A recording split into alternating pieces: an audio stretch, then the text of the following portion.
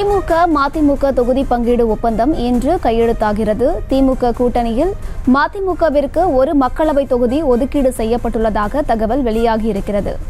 இது தொடர்பான மேலும் விவரங்களை கொடுப்பதற்காக செய்தியாளர் பாரி கார்த்திக் இணைப்பில் இருக்கிறார். பேசலாம். பாரி கார்த்திக், முழு விவரங்கள்.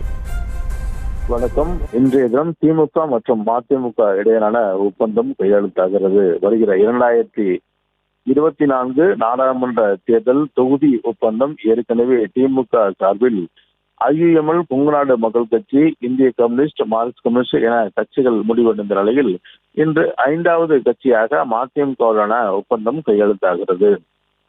ஏற்கனவே பல்வேறு கட்சி கூட்டணி பேச்சுவார்த்தை நடைபெற்று வரும் நிலையில் தற்போது மதிமுக இன்றைய தினம் 15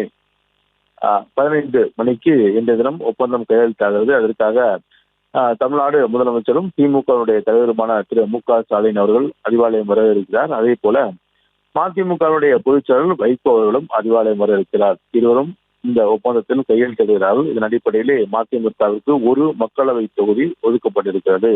கடந்த 2019 மக்களவை தேர்தலில் மதிமுகவுக்கு ஒரு மக்களவையும் ஒரு மாநிலங்களவையும் ஒதுக்கப்பட்ட நிலையில் தற்போது ஒரு மக்களவை தொகுதி மதிமுகவிற்கு ஒதுக்கப்படுகிறது. ஏற்கனவே மாநிலங்களவையில் தற்போது வரை வைகோ நீடிக்கிறார். இந்த ராஜ்யசபாவானது கிட்டத்தட்ட 1.5 ஆண்டு காலம் மீதம் இருப்பதால் தற்போது மக்களவை தொகுதி ஒதுக்கப்படுகிறது. 1.5 ஆண்டு காலம் முடிந்த பின்னருக்கு மீண்டும் ராஜ்யசபா திமுக சார்பில் ஒதுக்கப்படும் என்று நம்பிக்கை தெரிவித்ததாக மதிமுக தலைமை தகவல் தெரிவிக்கப்பட்ட நிலையில் இன்றைய தினம் மதிமுக மற்றும் திமுக இடையான 2024 நாடாளுமன்ற தேர்தல் தொகுதி ஒப்பந்தம் கையெழுத்தாகிறது. விவரங்களை வழங்கியமைக்கு நன்றி பாரி கார்த்திக்.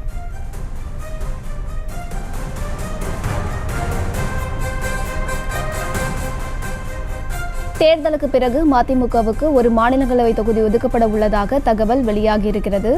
திமுக மதிமுக இடையே இன்று உடன்பாடு எட்டப்பட வாய்ப்பிருப்பதாகவும் தகவல் வெளியாகியிருக்கிறது. அது தொடர்பான அண்மை செய்திகளை பார்த்து வருகிறோம்.